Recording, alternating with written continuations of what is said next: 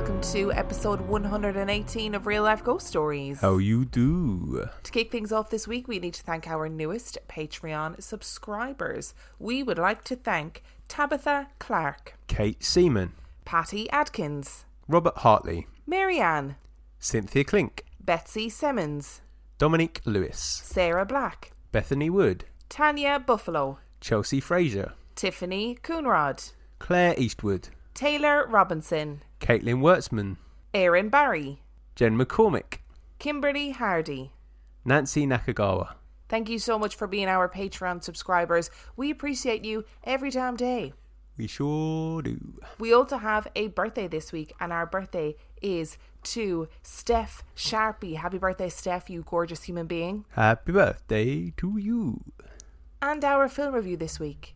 Our film review is Vivarium. Vivarium was released in 2019. It has 5.8 out of 10 on IMDb and 72% on Rotten Tomatoes. Would you like a synopsis? Yes, please. Hoping to find the perfect place to live, a couple travel to a suburban neighbourhood in which all of the houses look identical. But when they try to leave the labyrinth-like development, each road mysteriously takes them back to where they started. So what were your thoughts on this film? I want to say from the start, I like this film. I can 100% see why people wouldn't like it. Yes, it was very predictable, but it super unnerved me all the way through and for days after. It's not particularly jump scary, but it is terribly unnerving. I don't know that it was predictable.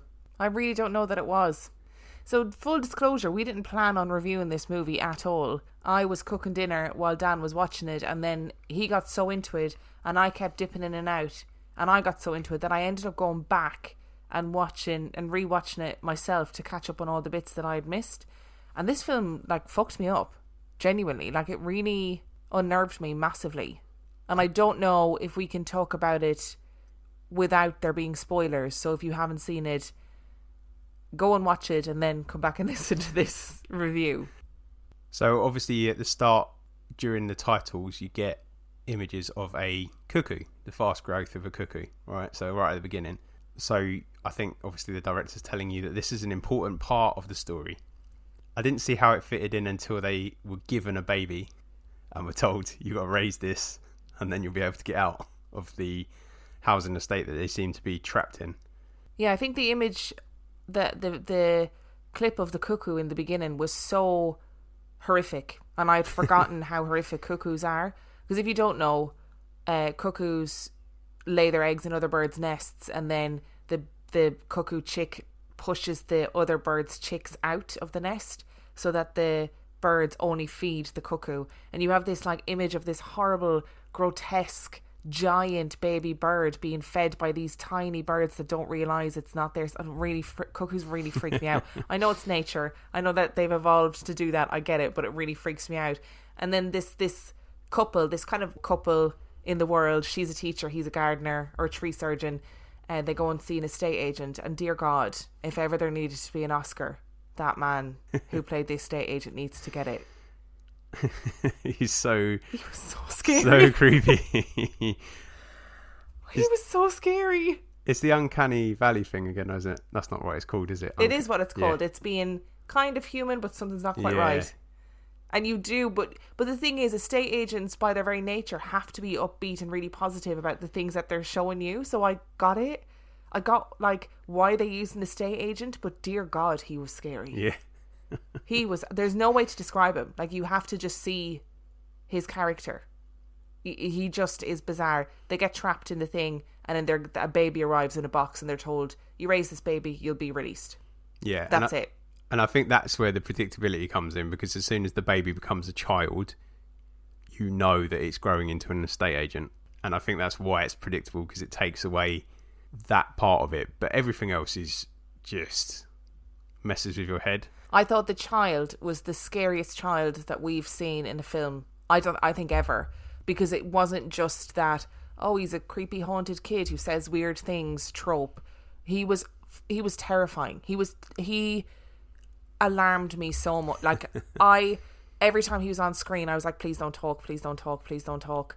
Because I couldn't hack him. He was so scary. I think Now, I don't know this for sure, but I feel like a part of his dialogue came from it being overdubbed.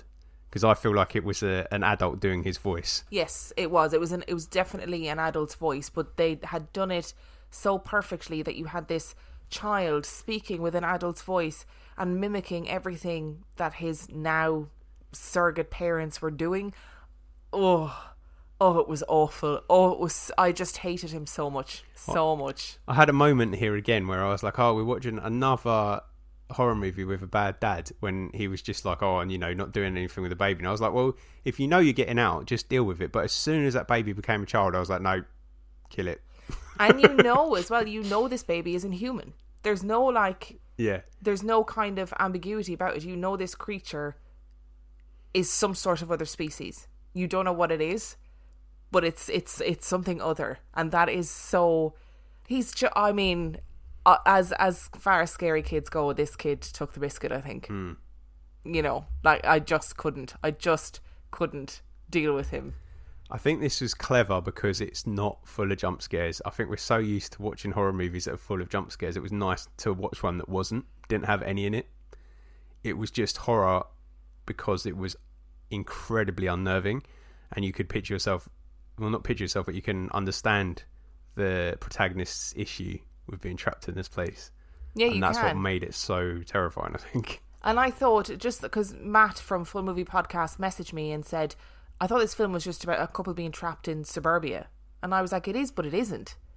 Like, I think there is a commentary about, like, suburbia life. And there was a film, and I'm going to be very wanky for a second, but when I was in uni, I had to study a film called Blue Velvet, and the opening scene, I don't even remember what the film was about because I probably didn't pay attention, but I remember the opening scene, which was these beautiful, like, pastel, almost not Sweeney Todd, what's the other one? Edward Scissorhands type suburbia, and it's this gorgeous shot of everything being perfect, and the camera pans underground, and it's just teeming with, like, insects and worms and damp and dark and horrible.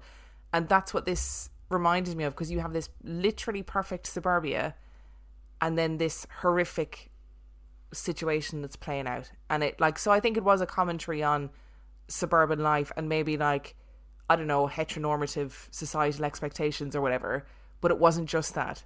Because there was also this fucking species that these people were being forced to raise. I don't know. I could talk about this film forever. It messed me up so much. I feel like we flipped roles here, though, because I drew no message from that at all. I was just like, this is just weird. And it really unsettled me, and it gave me really, like, weird dreams for, like, 2 nights afterwards, or weird nightmares, rather, for 2 nights afterwards. And I can't really tell you why. I have personally found it really unsettling. And unlike a lot of movies where I think I like them and they're, it doesn't matter what other people think, with this one, I think if people don't like this, I totally understand why you wouldn't like it. But for me, I found it really unsettling. Like, it shook me a little bit. I think because in the beginning there's a bit where the girl is talking to her colleague and she hasn't bought a house yet, and her colleague says, oh, well, don't get left behind, and that it grated on me so much on a personal level. And then I think from then on was where I drew that parallel of, like, oh god, they're being forced into this suburban life and it doesn't feel like either of them really wanted, and that in itself could have been a kind of a horror film, right? But the addition of this, and I didn't know what a vivarium was either. Do you know what a vivarium is? I thought it was like one of those little mini gardens. It's like a terrarium. But a vivarium is specifically a tank where you build a fake ecosystem in order to keep pets. Oh, right, okay. So I had to Google that afterwards because I was like, vivarium must mean something. Now, it says something about a film when I actually invest in it afterwards. I am impressed. I feel like I've just been ranting about this film. I'm sorry. That's all right. No, it's good. So, what would you give this film out of 5 stars? I don't know. For me, I'm going to give it a 5. Ooh, okay. I know that's a lot, but I found it really disturbing. I thought the kid was terrifying and not in the traditional way at all.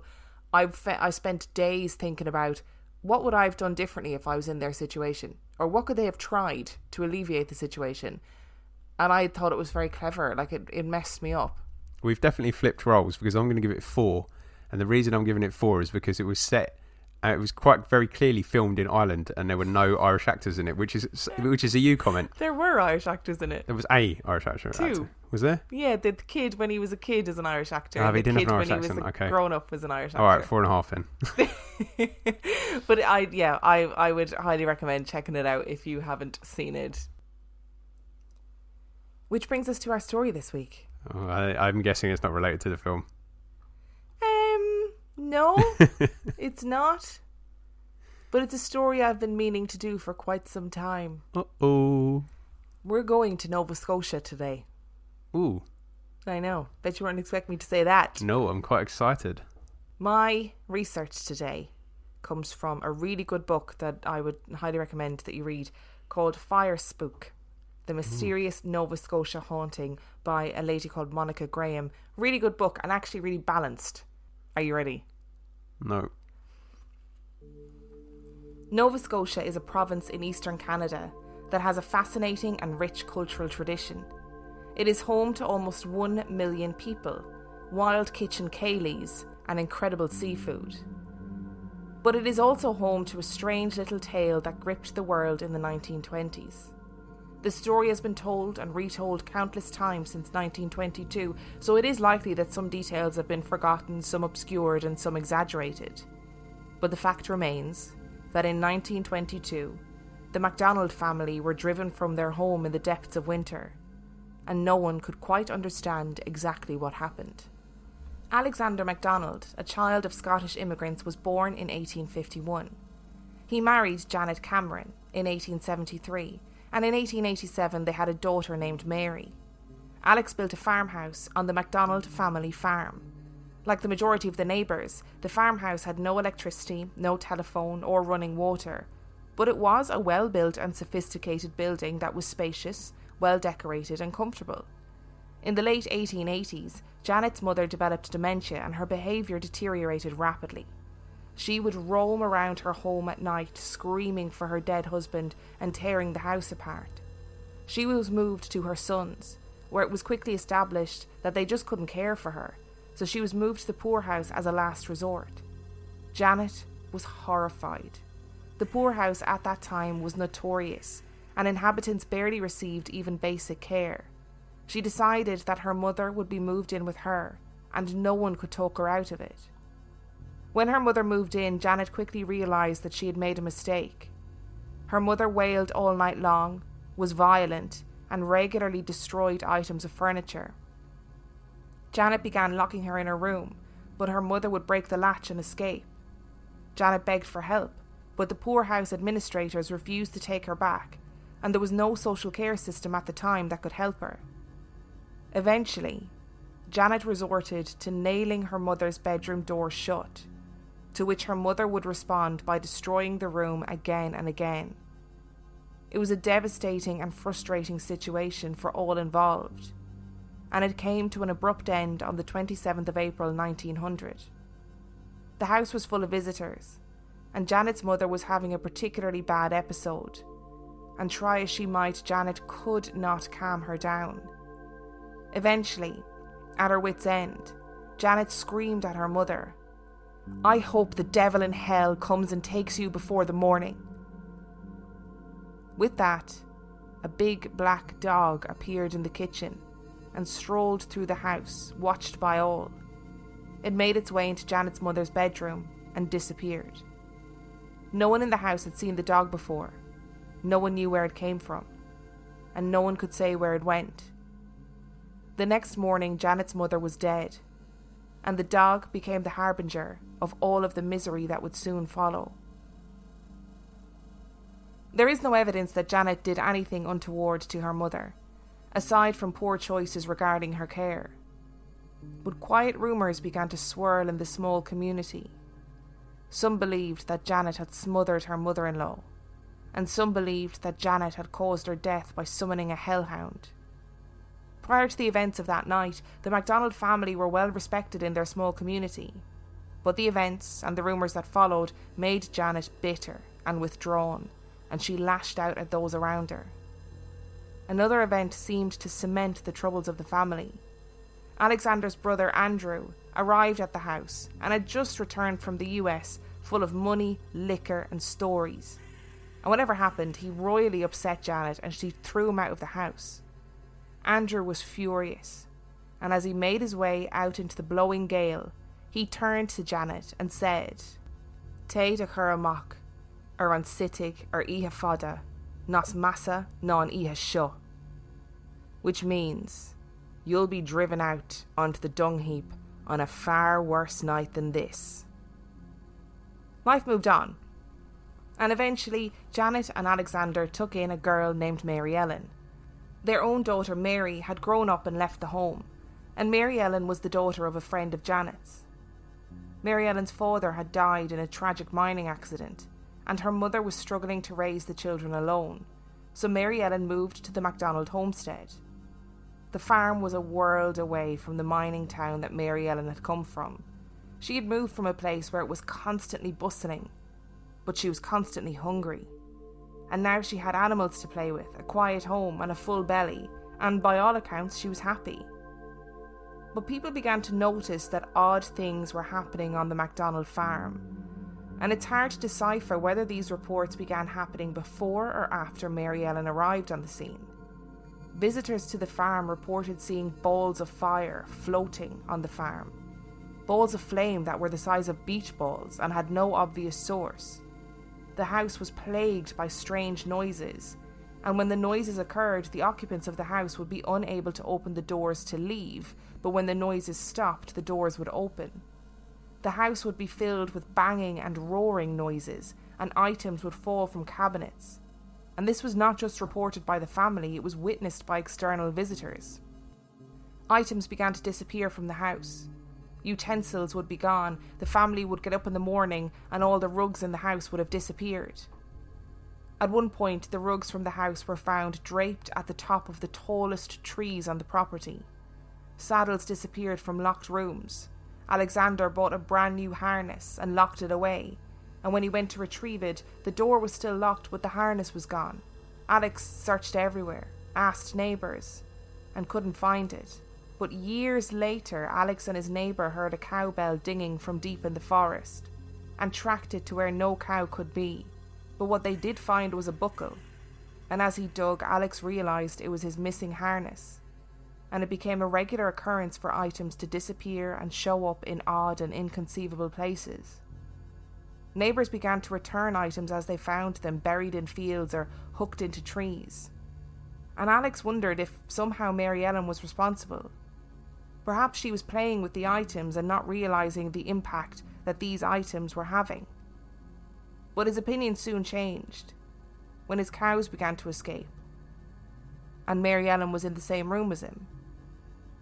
No matter how Alex would restrain the cows at night time, they would always and inexplicably be loose when he returned. The first few times he believed that it was his own carelessness, but when he had gotten to the point of chaining the cows up and minutes later they would be free, he knew he wasn't making mistakes. Tales of the Houdini cattle were spreading in the community. Celtic people have a rich oral history of storytelling and a strong belief in the supernatural, and the people assumed that a mischievous spirit was to blame for the odd happenings on the farm. One night some visitors had had supper on the MacDonald farm and were making their way home on a horse and trap. They saw a riderless horse coming towards them and wondered where it had come from and who it belonged to. They watched as the horse rounded their horse and trap and wandered past them. The visitors figured that the horse must belong to the MacDonalds and turned to ensure that it entered the farm. When they turned, the horse was gone, and in its place was a man they did not recognise wandering towards the MacDonald farm. They couldn't understand it. There was nowhere for the horse to disappear to, and nowhere for the man to appear from. And more bizarre, they realised that neither the man nor the horse had left any footprints. The cows stopped escaping as suddenly as they started, and the sudden halt coincided with a visit from a priest who fled the farm when a horse's hoof print appeared in front of him in a window. It was around this time that neighbours believed they saw flames on the farmhouse roof that were not there when they ran to raise the alarm. 2 separate neighbours saw an eerie blue light illuminating the barn, and unfortunately for the MacDonalds, this was only the beginning. In modern times, fire is devastating, but in the 1920s on Nova Scotia it was even more devastating. If your house was engulfed in flames, there was no fire brigade to come, sirens roaring, and save the day. It was generally a community effort, with buckets of water and a lot of hope. So when, on the morning of Saturday the 7th of January 1922, Alex discovered a scorch mark on the roof of his living room, he was concerned. He assumed that the flue pipe was blocked, so he disassembled it, cleaned it, and reassembled it. They let the fire go out that afternoon, and he checked the embers that night to ensure they were cold when he went to bed. In the middle of the night, Alex was awoken by Janet's frantic screams of fire, and he stumbled to the living room to see flames bursting from the stove and licking the ceiling. He put the fire out, and that night Alex would put out 4 more fires that erupted in the loft. Believing that the fire had smouldered in the floor of the loft, Alex lifted and doused all of the floorboards. That night, the rocking chair caught fire, and in the time Alex had shoved it out the door and into a snowbank, the couch was up in flames. The next night, Mary Ellen and Janet fled to a neighbour's to seek help for the fires that were exploding all over their house. Blinds on the windows ignited, the curtains, the wallpaper, calendars on the walls, pictures, and anything that was flammable. The MacDonalds and their neighbours battled the fires throughout the night, and eventually doused the walls with water to try and prevent the flames, but they still burned. The neighbours later reported that when a fire would start, a light would fill the house like a blinding flash, and that the flames lacked heat or sound. But something even more curious would arouse suspicion among the 2 families. Wedged in various places or stuck behind pieces of wallpaper were little cotton balls, or little cotton balls stuffed in little cardboard matchboxes. The fabric was unfamiliar to everyone in the house. The fires continued, and it was even reported that Alex and Mary Ellen watched as a cloth that was wet through and sitting in a pool of water burst into sudden and inconceivable flames. And eventually it was agreed that the MacDonalds would stay with their neighbours that night. The men of both families returned to the house the next morning, and they all witnessed a man's forearm reach out of one of the upstairs windows and wave a white piece of cloth at them, almost as if surrendering. The men investigated the house and found nothing, only the charred and sodden remnants of the night before. The story of the strange goings-on at the MacDonald farm spread like wildfire, and a local newspaper got hold of the story and the gossip grew. A team of investigators visited the house and confirmed that an assortment of furniture was piled up outside, complete with scorch marks. They confirmed that the house was damp and in places sodden, where the family had frantically tried to put out and prevent further fires. They noted scorch marks where the fires had been. They were not connected to each other. They were not connected to any heat source. There was no sign of any type of lighter fluid or accelerant in the house, and there was no evidence of the mysterious cotton material that was allegedly appearing with the flames. And the newspaper printed that there was no conceivable explanation for what had happened, but also offered $5, $10, and $15 rewards to anyone who could solve the mystery. And the theories came flooding in. It was a vampire, returned to claim its land. It was fairies. It was demons. It was an elaborate trick designed to drive the MacDonalds off their land. It was because of a chemical reaction. And these were just some of the theories that were presented to the newspaper. And one reader questioned that if a ghost had indeed started the fire, then why in the hell had it needed cotton to do it? The case became more strained because the MacDonalds were facing financial ruin. The insurance company refused to pay out because they feared that all and sundry would then be setting fire to their houses and claiming large sums of money and blaming ghosts. Detective Peachy Carroll was drafted in, and if anyone was going to solve the mystery, it was him. Peachy Carroll was joined by newspaper reporter Harold Whidden, and he made his way to the MacDonald home determined not to leave until they solved the mystery. Carol first interviewed the witnesses, all of whom told the same story, and all of whom he deemed credible. Then Carol, Whidden, and Alex MacDonald returned to the farmhouse, and were subsequently trapped there by a vicious snowstorm. The first few nights passed without incident. They had lit the stove to dry out the damp house and created beds on the living room floor using hay and animal skins. The only thing they had to contend with was the extreme cold and the icy wind that seeped into the house through every crack and crevice. During this time, Carol continued to interview MacDonald and to take note of all the burn marks throughout the house. A few nights after their arrival, Whidden awoke to Carol sitting bolt upright and staring at the ceiling. He noticed that Whidden had awoken and pressed his finger to his lips to signal for him to stay quiet. They both lay and listened as heavy, determined footsteps made their way across the floor above their heads and down the stairs to the pantry. Carol timed this phenomenon for 6 minutes, and then the footsteps stopped, and Whidden felt an unmistakable hard slap on his upper arm. Carol was stumped. He couldn't understand what had happened at the farm, and the countryside was gripped with fear that there was an arsonist on the loose, or worse, some sort of vengeful spirit. There was one aspect of the case that Carol believed was the linchpin, and that was the cows repeatedly being freed. He had inspected the barn and seen the increasingly elaborate ways in which Alex MacDonald had tried to contain his cattle, and there was no conceivable way that the cows could have been released without some sort of intervention, but he believed there was no way they could have been released by human intervention at the speed at which they were escaping. Carol and Whidden offered a $200 reward for anyone who could suggest how the cattle had been released without supernatural intervention, and he also released an official statement which read, P.O. Carroll's summary of the mysterious case.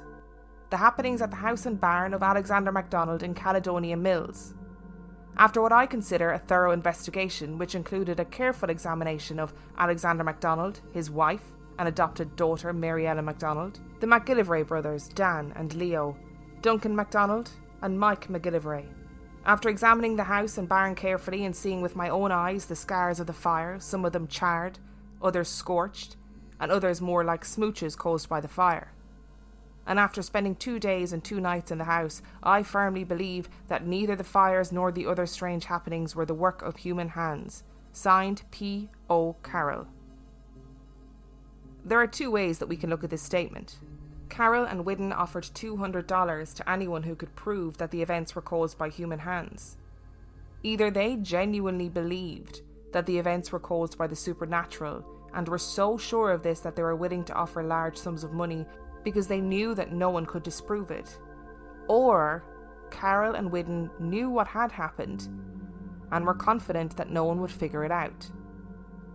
When Carol arrived at the MacDonald farm, he told Whidden that he had a hunch about what had happened and that there was one individual responsible. But he wouldn't say who, and he never said whether this hunch had been confirmed. Or maybe he was trying to protect the family against the continued accusations of a hoax. The newspaper reports got more and more sensational. They talked of horses' manes and tails being elaborately braided by unseen hands, which wasn't true. And they even printed that Carol had literally handcuffed the devil who had disappeared, leaving the handcuffs molten hot. Also not true. The sensationalism caused Dr. Walter Prince, who was an expert in all things paranormal, to come and visit, and his findings were slightly different. Prince had noticed that none of the fires were lit above 5 feet in height, and that any of the fires that were in the ceiling or in the rafters had been lit by a piece of cotton wool. He believed that Mary Ellen was the cause of the fires, and that when she was too short to reach higher, she would light a piece of cotton and flick it into the rafters. He also found lighter and separation fluid hidden in the rafters, which would allow items to be set alight even when wet. Prince asserted that Mary Ellen had the mental age of a 6-year-old and seemed to have some sort of intellectual disability. Peachy Carroll wrote a scathing rebuttal of this, arguing that in no way was Mary Ellen intellectually disabled, and went to his grave believing Mary Ellen's innocence. Peachy was so convinced that Mary Ellen was being wrongly represented that he and his wife took her in and organised for her to do a tour speaking about her experiences. But Prince's scathing report had swayed people, and the tour was eventually cancelled due to lack of interest. Mary Ellen went on to have a sad and colourful life. A few years after leaving home to make it in the big bad world, Mary Ellen was admitted into a lunatic asylum for attempting to burn a barn down. But it was something that she vehemently denied. It was suggested that her reputation influenced how people viewed her, and any arson attempt was immediately pinned on her. After her release, Mary Ellen was incarcerated for sex work, but eventually settled down, changed her name, got married, and had kids. She died in 1987. So that's it. The story is all wrapped up in a nice neat bow. It was all perpetrated by Mary Ellen. But that's not where our story ends. How did the items from the farm end up buried or at the top of the tallest trees on the farm? Why did people report seeing fireballs on the farm, long before the fires were started in the house? What about the mysterious horse that somehow became a man? What about the noises, the banging, the footsteps, the release of the cattle, which, if you remember, often happened when Mary Ellen was in the kitchen with Janet? And there was another theory that was widely believed by the locals, and only spoken about in hushed whispers. The house was cursed. It was well known that Janet had cursed her mother and her mother had died. And it was also well known that Andrew MacDonald had thrown out a curse over his shoulder as he was turfed out into the cold dark night. Te de chur amach, an sitig, ia fada, nos massa no an ihe sho. The MacDonalds never moved back to the farmhouse after they were driven out of the house that night. But the strangeness didn't stop. In the 1960s, author N. Carroll McIntyre visited the farmhouse to research the mysterious story. The first thing he noticed was a white horse that he saw on the land that was never identified. He was also shown around by a local posing as a tour guide who advised him not to remove anything from the remains of the farmhouse as it was cursed. Undeterred, McIntyre returned to the farmhouse alone and pocketed a little egg cup to bring home and pop on his mantelpiece as a souvenir. His house burned to the ground. Later he took a plane to visit Mary Ellen to interview her. The engine in the plane died and he was forced to make an emergency landing. In 2011, McIntyre publicly advocated for warning people away from the farmhouse as he firmly believed it was cursed. The next family that moved into the farmhouse after the MacDonalds reported that their kitchen cabinets would regularly burst into flames. They had frequent knocking from inside the house and on the door to the farmhouse. They became accustomed to knocks on the door to which there would be no one there. Chairs would move around the living room of their own accord. The family, locals and delivery men all reported seeing a mysterious white horse and big black dogs, one of which was seen running along the narrow top rail of a fence. It was a regular occurrence for cars to mysteriously break down on the farmland, and in the 1970s, a seminary student brought a brick from the farm back to New York to show his friends. He stored it in his aunt's shed, and the shed burned to the ground that night. Also in the 1970s, a group of students parked their Ford Mercury on the farm while they went and explored. They returned to their car completely burnt out. The only item that remained untouched were the letters M.E. of the Mercury sign. There were many people who were responsible for pranks on the farm, especially during initiation rituals for college students. But there are events that are just inexplicable. So what really happened on this farm? There are those who believe that the whole story was because of Mary Ellen's need for attention and fire starting. But there are also those who believe that something strange really did happen on this farm, and that the land, to this day, is still cursed.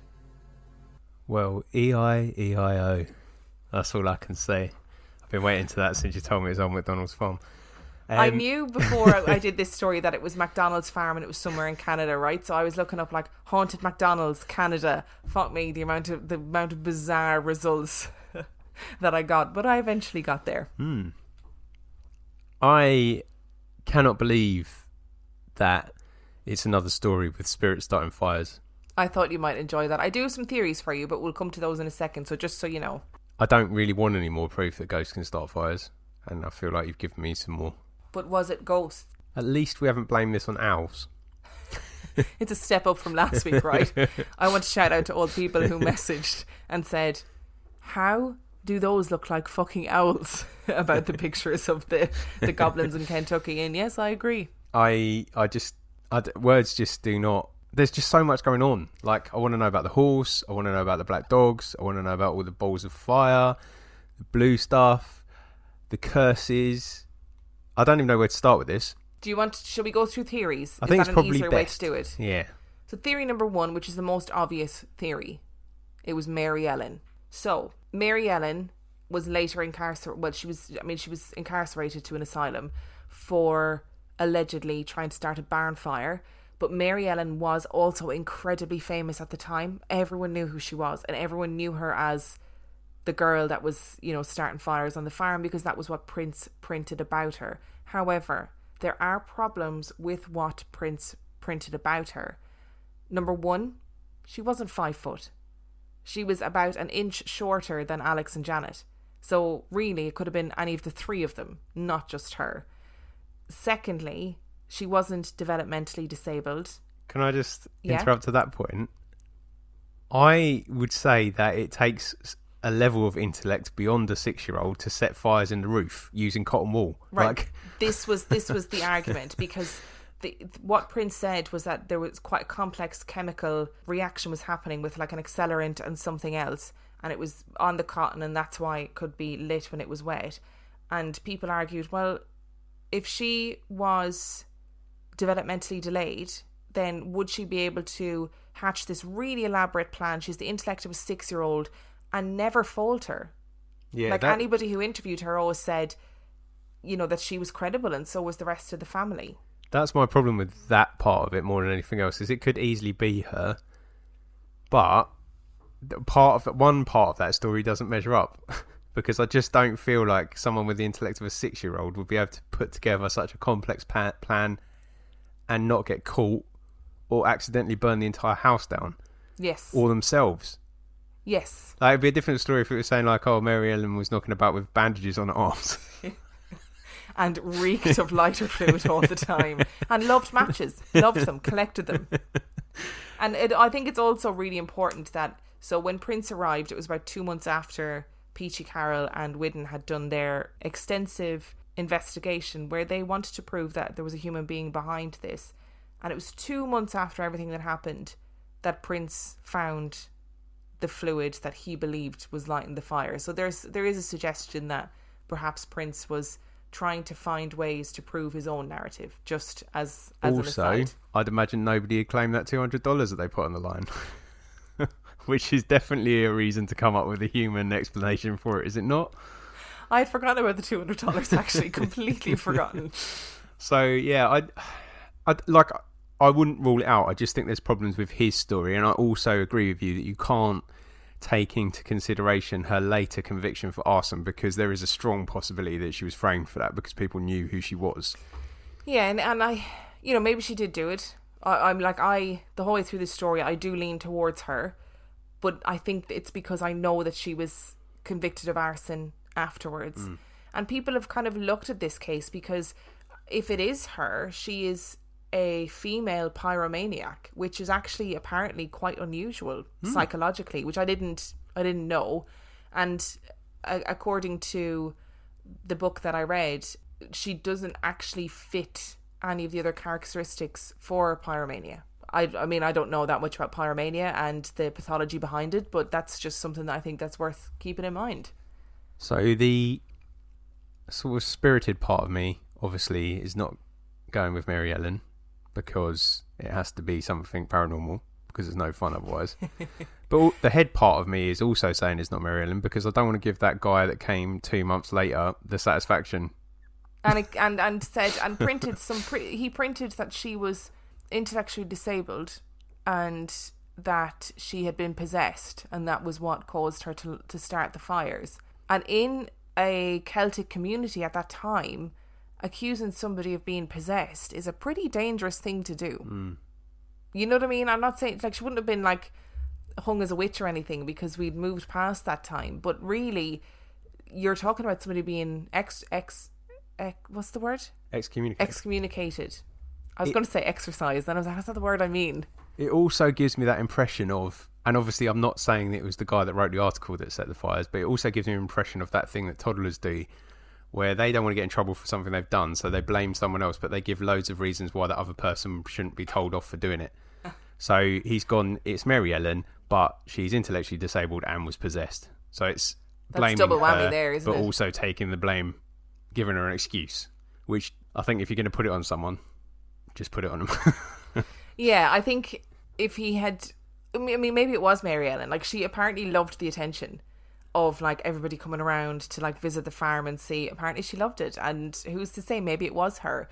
My leaning is that it is likely that she had something to do with it, but I don't know if it's fair to say she did everything. Maybe she had an accomplice. Maybe she did. Theory number 2. Did Andrew curse the land? Did Janet curse her mother? These stories only emerged after the fire, so it's impossible to know if they're true or just local gossip. But Celtic people put a lot of weight into curses at the time and the power of curses. And if you say something by the devil, like, that is a pretty big statement to make. Did she curse the land? Did he curse the land? You know how I feel about if you ask the devil to do something.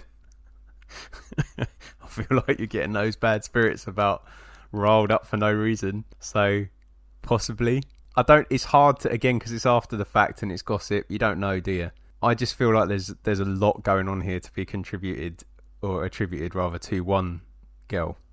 Yeah, and I think finding the rugs on top of the trees and stuff, like, there is no physical way that she could have safely done that. No. You know what I mean? There are elements of it, like, and releasing the cattle is another one that I think, hang on a second, they know this wasn't her. And he was literally chaining his cattle up because he couldn't keep them in, and he'd leave the barn, go back in and check, and they'd be released again. Alex MacDonald said that in the space of 3 minutes his cattle would be free again. And there's no way a child with the alleged intellect of a 6-year-old would be doing that without getting caught. I feel like most people don't want to blame things on the paranormal. They'll look for a normal excuse. So if your daughter is not in sight and the cows get unchained, she's the one that's getting the blame for that straight away. Do you not think, like, if you're looking for an explanation for something and you can't actually account for the whereabouts of someone when that happens, that's where you're laying your blame. When easily she could be the other side of the farm doing something completely different. Yeah, but also there was loads of moments where they're not blaming her for it. Like, Andrew would just say, like, he wouldn't bring it up if it was his daughter, if he thought it was his daughter. There was no reason for him to bring it up as evidence for something. No, and I would find it mad that there were, I think in all, the night when the neighbours were around and they fought the fires together, I think there were like 6 people in the house, maybe 7 people in the house. I find it, I mean, I'm impressed if she managed to do that without getting caught. Yeah. Genuinely impressed. Like, I don't know how many fires they claimed. I mean, the newspapers were like, there were 50 fires that night. There weren't. It was, it was maybe, somewhere I read 8, somewhere I read 10. It depends on what you read. But more conservative estimate would be like 10 fires. She managed to start 10 fires in a house with 6 people in it, sometimes with all 6 people in the same room, and not get caught. Yeah. That's impressive. Imagine if they were all just totally oblivious, though, and like they're walking past her out in the field, like trying to throw a rug up to the top of the tree, and they're just not paying any attention. People just aren't speaking to each other in the community, so they're not really making the connections. Number 3, it was Janet. There are those that believe that Janet killed her mother, and that the resulting issues were her mother's vengeful spirit. Oh, that's not where I thought you were going with that. There was no indication that she was causing anything like Janet herself physically at the time. Okay, I just wondered whether it was like a guilt thing. So like she killed her mother and actually starting fires and looking for was her punishing herself. Oh, that's very... I mean, that's very non-paranormal of you. I'm here for it. That's where I thought you were going with it. So no, that's not where I was going. There was a man in the community who slept in abandoned farmhouses in the countryside, and he claimed to have come face to face with Janet's herself, her vengeful spirit, that she had never left the MacDonald farm after she had died. Yeah, I do like that as an explanation. I don't feel it's very factual. But I do like it in terms of paranormal, like the idea that actually her mother wasn't just ill, but she was actually wronged, and it was her revenge. I mean, it's very movie-like, isn't it? It is very movie-like, but listen, we're here doing a paranormal podcast. We gotta cover all the bases, babe. I feel like something spiritual is going on here. I didn't really take Janet's mother. I feel like I didn't really take her into account because I just felt like she was a very sick lady. She passed away, and I didn't really think that there was any wrongdoing in it. I think mental illness is quite hard to deal with for if you live with someone that has it, and I think sometimes you say things that you don't mean, and her cursing her mama out doesn't necessarily mean she meant it. No, and I think that in the circumstances, I mean, the description of it sounds pretty awful. Like, the son took her in, he couldn't handle her, Janet just didn't want her in the poorhouse, insisted on bringing her home, and bit off way more than she could chew, and just didn't have the means to care for the mother in the way that she needed to be cared for. That was it. Like, I mean, you can't predict what's going to happen when you're bringing somebody home who's that unwell. No, I didn't really. I don't like that one. It could be, but I'm not going with that. Be careful what you wish for, because you just said you wanted a more factual one.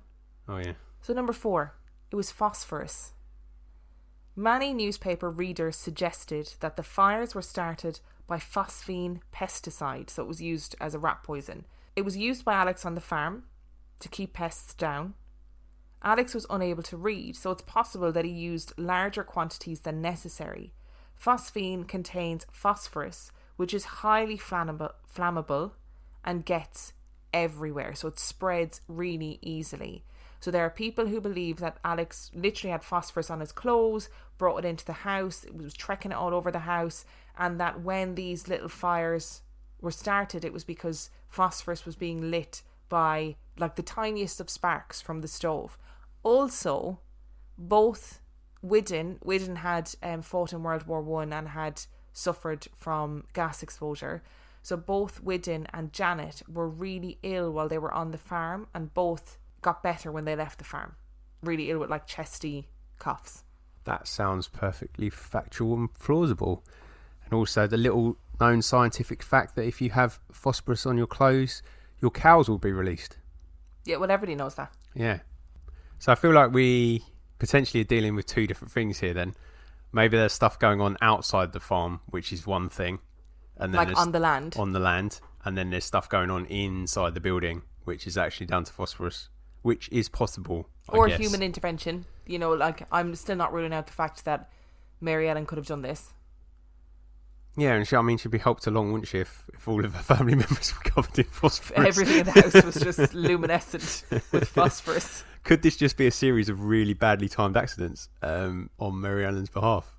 Maybe she had no intention of actually starting fires, but it was just, constantly flicking metal together or something like that, just setting little sparks. My issue is that it doesn't explain the cotton in the matchboxes. No, the cotton makes me think that it was very definitely Mary Ellen at least starting the fires. Yeah. Because they found, like, so I probably didn't explain it very well, but they found, like, matchboxes packed with cotton, like, in behind the wallpaper. So, maybe she was starting the fires, but it doesn't explain the rest of it. No. So I think we're actually at the point where we treat the fires and the rest of it as two separate things. Number 5. The fire and the other phenomena are separate events. And the other events were caused by a local man named Duncan MacDonald. Duncan MacDonald left the area when Peachy Carroll arrived to investigate, and some believe that Peachy Carroll suspected Duncan MacDonald and suspected that he was involved in the events and had some stern words with him and gave him the opportunity to leave if he didn't do it again. There's no other evidence that Duncan was involved. But apparently that was Peachy Carroll's way of operating. He would, in situations like this where it was suspected that there might be some local involvement, he would figure out who it was, say to them, I know it's you, but I'm giving you the chance to just fuck off and stop doing what you're doing. And then the events would stop. I feel like it might be the case. I'm not going to pin it on Duncan because I don't know enough about him. His name's not Duncan, is it? Yeah, it is. I'm not going to pin it on him. But if Mountain Men has taught me anything, it's that land is often disputed, and people that dispute land often do nefarious things to try and move others on. So, would it be overly surprising if it was someone that was after the McDonald's farm? No. Do I want to believe that that's it? No. Also no. It's an interesting story, isn't it? And I wonder how much local superstition plays into it. And I don't want to do the whole, they were country people, so they were clearly stupid. They weren't stupid people. You know what I mean? And that's a problem with this story, is that there was a kind of a raised eyebrows, or they're kind of half feral people living in the countryside in Nova Scotia, and they believe in all sorts of witchcraft and wizardry. Not necessarily true. And in fact, the local people had pretty, frank conversations with newspapers, etc., about their theories behind it. And some of them was like, it was Janet, it was Mary Ellen, it was, whatever. So they weren't just automatically going, yep, you're all fucked, it's demons, and that's it, we're not helping you. So I don't really, it's a wild little story. So I've got a couple of problems about this that haven't been covered by your theories. Ooh, go for it. I don't see what Peachy Carroll and his buddy have to gain from it being unsolved. What is the advantage of them going to solve something and coming away from it saying they've got no explanation for it? Oh, you mean that if they had an explanation, they would have given it? I agree, and I think Peachy Carroll would have loved it. He seems like the type of character who believed that there was no case that he couldn't solve. He was that man. And when he arrived in the area, people were like, whoa, it's Peachy Carroll. Amazing name. Like, what a nickname. But I agree. So I don't think his ego would have allowed him to leave it unsolved if he genuinely knew what was happening. And there are things that him and his mate experienced that can't be contributed to Mary Ellen or Duncan. So the footsteps in the house and his mate getting slapped. If Mary Ellen walked into their room, slapped them, and got away with it, I think, yeah, she deserves all the awards. However, there is a nagging doubt also that counters my own argument. Okay. In that his immediate response to someone blaming Mary Ellen was to take her in and take her on a tour. I know, I don't like that bit either. And part of me says that if you are so well renowned for resolving cases, you need a case at some point that you can't solve to make your money in retirement. Do you think it was the last case that he ever did? The other thing, and he wrote a memoir. Well, he wrote a memoir about his life, not necessarily about this particular case, but. And I feel like all good storybook detectives have that one case that they can't solve. And there's one other thing that I have to bring to your attention. You know what else is 5 foot, don't you? Goblins. That's a known fact. Again, totally caught me off guard. Didn't know what you were going to say. You went with goblins. Okay, here for it. So does that explain the blue lights and the fireballs in the sky? Are we talking aliens? There were people that said that the blue lights were caused by phosphorus, like luminescent phosphorus, because it does do that, and that the banging and the knocking and the roaring sounds were caused by earthquakes. But I think that, like, these people, again, they weren't stupid. Yeah, and like, they lived in the area. Like, it's a very localised earthquake if it's just happening in that person's house. Yeah. And who is the horseman? Interesting one, right? Yeah. And there were so many events after this. So there was in the book that I read, she even referenced an event from like 2012 where a truck driver, his truck like inexplicably broke down on the land, and he has refused to ever go back to that land again. Whatever happened, I don't know what happened, but that was also included in the book. And the place is burning down after taking trinkets away from the farm. I don't know. Yeah, it feels like there is something else going on here. Aliens like cows as well, don't they? Aliens, it's a well-known fact, love a cow. Well, that's the whole cattle mutilation thing, isn't it? Yeah. I know we're not getting cattle mutilation here, but... You're getting... Maybe it's like the vegan equivalent of aliens. Yeah. Where they're like, we've got to stop cattle mutilations, let them free. Yeah. Maybe that's what it is. We've solved it. I don't actually think this is aliens. I'm just throwing out wild theories. Pulling your chain a little bit. But I feel like there is something about this land. Who knows? I'd also like to apologise for anybody who speaks Scots Gaelic, because Scots Gaelic and Irish Gaelic are very different things. And I kind of went with the pronunciation of the words that were closest to Irish Gaelic. So I'm sorry if I got it wrong. I apologise. And if you enjoyed today's episode and you have your own theory about what happened, you can let us know. You can find everything you need to know about us on reallifeghoststoriespodcast.com. You can send your own spooky story to reallifeghoststoriespodcast@gmail.com. You can support us on Patreon, where for $5 a month or $2 a month, you get access to heaps of extra content. That's patreon.com/reallifeghoststories. And on that note, we shall see you next week. Bye.